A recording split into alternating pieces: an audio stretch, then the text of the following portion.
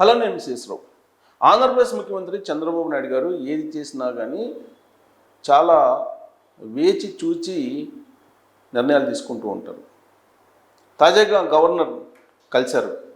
గవర్నర్ని కలిసి చంద్రబాబు నాయుడు గారు మరి ఏం మాట్లాడారు అని అంటే, ఏడాది కాలంగా ఉండేటువంటి పరిపాలన, సుపరిపాలన దాని మీద మాట్లాడారు అనేది అందరికీ వచ్చినటువంటి న్యూస్. కానీ మంత్రివర్గంలో ఏవో మార్పులు చేయబోతూ ఉన్నారు.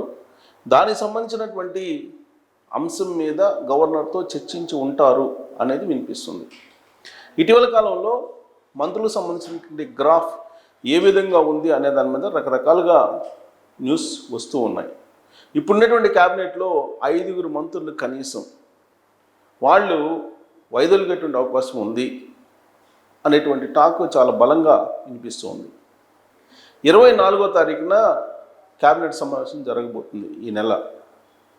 ఆ క్యాబినెట్ సమావేశం అయిన తర్వాత ఆ 5 చేత స్వచ్ఛందంగా రాజీనామాలు చేయించేటువంటి అవకాశం ఉంది.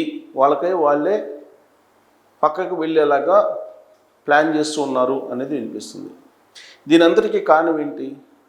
ఏడాది పాలన కనుక మనం గమనించినట్టయితే గతంలో ఎప్పుడూ లేని విధంగా చంద్రబాబు నాయుడు గారు క్యాబినెట్లో 17 మంది కొత్త మంత్రులను తీసుకున్నారు. ఫస్ట్ టైం గెలిచినటువంటి వాళ్ళు ఉన్నారు. గతంలో ఎప్పుడు కూడా ఫస్ట్ టైం గెలిచినటువంటి వాళ్ళకి మంత్రి పదవులు ఇచ్చినటువంటి దాఖలాలు లేవు చంద్రబాబు నాయుడు గారి హయాంలో. కానీ ఈసారి కొత్త వాళ్ళకి అవకాశం ఇచ్చారు. దానికి కారణం కొంతమంది లోకేష్ గారి ప్రమేయం ఉందంటారు. మరి కొంతమంది ఏమో జగన్మోహన్ రెడ్డి గారు గతంలో 2019 నుంచి 2024 మధ్యలో ఫస్ట్ టైం ఎమ్మెల్యే అయినటువంటి వాళ్ళకి చాలామందికి క్యాబినెట్లో అవకాశం ఉంటుందో పాటు 5 డిప్యూటీ సీఎంలని నియమించారు. అదొక కొత్త ఒరవడి. అందుకే జగన్మోహన్ రెడ్డి గారి గురించి ఆ విధంగా చెప్పుకున్నారు, ఫోకస్ అయ్యారు.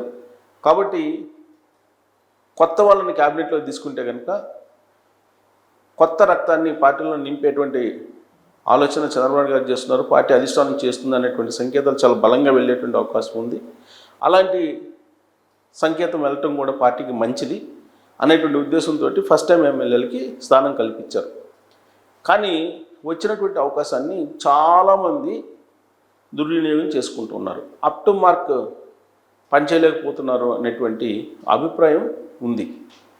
దానికి సంబంధించినటువంటి సర్వే రిపోర్ట్స్ ఆల్రెడీ చంద్రబాబు గారి దగ్గర ఉన్నాయి. ఇప్పటికే ఆ పర్టికులర్ 5 మంత్రులకి గ్రాఫ్ గురించి చెప్పారు 2-3 క్యాబినెట్ మీటింగుల్లో కూడా. అయినప్పటికీ వాళ్ళ పనితీరులో పెద్ద మార్పు రాలేదు అని చెప్పి క్యాడర్ నుంచి వస్తున్నటువంటి ఫీడ్బ్యాక్. సరే, ప్రైవేట్ సర్వేలు రకరకాలుగా చేసుకుంటూ ఉన్నారు. వాళ్ళ అభిప్రాయాలతోటి ఈ సర్వేలని మేళవించి వాళ్ళు అవుట్పుట్ ఇస్తూ ఉన్నారు. కానీ వాటిని బెంచ్ మార్క్గా చంద్రబాబు గారు తీసుకోవట్లేదు. ఆయన సొంతగా చేయించుకున్నటువంటి సర్వేలు, అలాగే ఐవీఆర్ఎస్ నుంచి వచ్చినటువంటి ఫీడ్బ్యాక్, వీటన్నిటినీ సమీకరించుకున్న తర్వాత ఒక నిర్ణయానికి రాబోతూ ఉన్నారు. 24వ తారీఖున క్యాబినెట్ సమావేశం ముగిసిన తర్వాత 5 మంత్రులు రాజీనామా చేసే అవకాశం ఉంది అనేది లేటెస్ట్గా పార్టీ వర్గాల నుంచి అందుతున్నటువంటి విశ్వసనీయ సమాచారం. మరి ఈ 5లో ఎవరు ఉండేటువంటి అవకాశం ఉంది? ఈ 5 ఏ ప్రాంతానికి సంబంధించినటువంటి వాళ్ళు? ఇవన్నీ కూడా రకరకాల చర్చ జరుగుతున్నాయి. ఒకటైతే ఉత్తరాంధ్రకు సంబంధించినటువంటి మంత్రి డెఫినెట్గా రాజీనామా చేసేటువంటి అవకాశం ఉంది. అలాగే రాయలసీమకు సంబంధించినటువంటి మంత్రి ఆయన కూడా వైదొలిగేటువంటి అవకాశం ఉంది. అలాగే కోస్తా ఆంధ్రాకు సంబంధించినటువంటి మరొక మంత్రి కూడా రాజీనామా చేసే అవకాశం ఉంది. అలాగే గోదావరి జిల్లాల్లో ఉండేటువంటి మరో మంత్రి, ఇలా పేర్లు వినిపిస్తూ ఉన్నాయి. ఒక 4-5 పేర్లు వినిపిస్తూ ఉన్నాయి. అది కూడా సామాజిక వర్గాలకు అతీతంగా పనితీరుని బేస్ చేసుకొని మాత్రం వాళ్ళ చేత రాజీనామా చేయించేటువంటి ప్రయత్నం జరుగుతుంది అనేది. ఈ విధంగా నిర్ణయాలు తీసుకోకపోతే రాబోయేటువంటి 4 ఇయర్స్లో క్యాబినెట్ ఉండేటువంటి వాళ్ళు చురుగ్గా పనిచేయరు అనేటువంటి ఉద్దేశంతో చంద్రబాబు నాయుడు గారు సర్వేల ఆధారంగా మంత్రులని వాళ్ళు రాజీనామా చేసి వైదొలిగి ఎలాగా చేస్తున్నారు అనేది ఒకటి వినిపిస్తూ ఉంది. అయితే ఈ పరిణామం రాబోయే రోజుల్లో ఉపయోగపడుతుందంటే డెఫినెట్గా ఉపయోగపడే అవకాశం ఉంది. జిల్లా పరిధిలో జిల్లాకు సంబంధించి పర్టికులర్గా జిల్లా ఇన్ఛార్జ్ మంత్రులు ఉన్నారు. వాళ్ళు ఆ జిల్లాలో ఉండేటువంటి సమస్యలని పరిష్కరించలేకపోతున్నారు. కొంతమంది ఎమ్మెల్యేలేమో వాళ్ళ నియోజకవర్గాల్లో ఉండే సమస్యలను పరిష్కరించలేకపోతున్నారు. ఎమ్మెల్యేలు మంత్రులు చెప్తే మంత్రులు కొంతమంది సమస్యల్ని సార్ట్అవుట్ చేయలేకపోతున్నారు. దానికి కారణం ఏంటి? ఐఏఎస్లను కలుపుకొని పోలేకపోవటం, అధికార యంత్రాంగాన్ని కలుపుకొని పోలేకపోవటం, అధికార యంత్రాంగంతో పని చేయించుకునేటువంటి సామర్థ్యం లేకపోవటం, ఇలా రకరకాల కారణాలు ఉన్నాయి. అల్టిమేట్గా సమస్యలు పరిష్కారం కావట్లా. దాంతో ప్రభుత్వం మీద ఒకంత ఎక్కడో అసంతృప్తి ఉంది అనేది సర్వేలో ఉన్నటువంటి రిపోర్టు. ఓవరాల్గా డెవలప్మెంట్ జరుగుతుంది ఆంధ్రప్రదేశ్లో. ఆ డెవలప్మెంట్ని గమనిస్తూ ఉన్నారు ప్రజలు. అలాగే సంక్షేమ పథకాలను కూడా అమలు చేస్తున్నారు. సూపర్ 6ని చంద్రబాబు గారు అనౌన్స్ చేశారు. ఆ సూపర్ 6లను కూడా యాజ్ ఇట్ ఈస్గా అమలు చేస్తూ ఉన్నారు.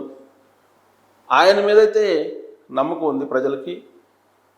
ఆయన నాయకత్వాన్ని సమర్థిస్తూ ఉన్నారు. కానీ మంత్రులకు సంబంధించినటువంటి రిపోర్ట్స్లో మాత్రం మంత్రుల పనితీరు మీద అసంతృప్తిగా ఉన్నారు. అలాగే ఎమ్మెల్యేలకు సంబంధించినటువంటి విషయంలో కూడా అసంతృప్తిగా ఉన్నారు. దాదాపు 60 మంది ఎమ్మెల్యేలకు సంబంధించిన గ్రాఫు కొంత ఆశాజనకంగా లేదు అనేది ఒకటి వినిపిస్తూ ఉంది.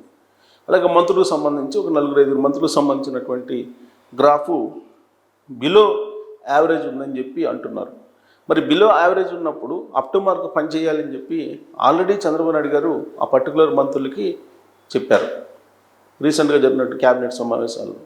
కానీ ఆయన మాటను పెద్దగా సీరియస్గా పట్టించుకోలేదు వాళ్ళు అనేటువంటిది కూడా వినిపిస్తుంది. అందుకే వాళ్ళ మీద వేటు వేయకపోతే క్యాబినెట్ రాబోయేటువంటి రోజుల్లో సమిష్టిగా కలిసి వచ్చే అవకాశం లేదు.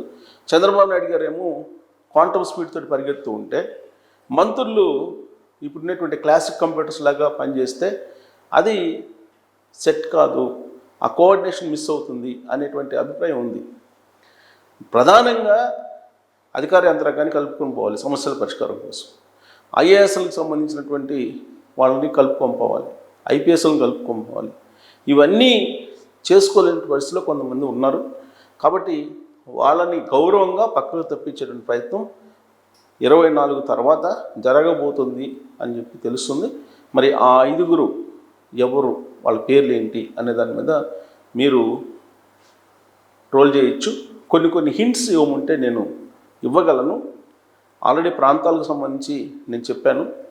కొంతమందికి డిపార్ట్మెంట్స్ని కోత వేసి తగ్గించేటువంటి అవకాశం కూడా ఉంది. సో దానికి సంబంధించి డిపార్ట్మెంట్కి సంబంధించి క్లూస్ కూడా ఇస్తాను. యాక్చువల్గా కొంతమంది ఇంట్రెస్ట్ లేకుండా ఆ మంత్రిత్వ శాఖలో కొనసాగుతూ ఉన్నారు. ఉదాహరణకు ఈ మధ్యకాలంలో రైతు సమస్యలు ఎక్కువ ఉన్నాయి, కానీ వాటి పరిష్కారం సకాలంలో లభించట్లేదు. ఇక చాలామంది అరెస్టులకు సంబంధించినటువంటి అంశాన్ని విమర్శిస్తూ ఉన్నారు. ముందస్తు బెయిల్స్ తీసుకొచ్చుకుంటున్నారు, అరెస్టులకు సంబంధించి డ్రాగన్ అవుతుంది, నిందితులు తప్పించుకుంటున్నారు. ఇవన్నీ కూడా వినిపిస్తూ ఉన్నాయి. ఇక వైఎస్ఆర్ కాంగ్రెస్ పార్టీకి సంబంధించిన కాంట్రాక్టులకి ప్రభుత్వానికి తెలియకుండానే డబ్బులు వెళ్ళిపోతున్నాయి. ఇలాంటి విమర్శలు కూడా వినిపిస్తూ ఉన్నాయి. వీటితో పాటు కొన్ని విధానపరమైన నిర్ణయాలని అమలు చేయలేకపోతున్నారు సకాలంలో అనేది కూడా వినిపిస్తుంది.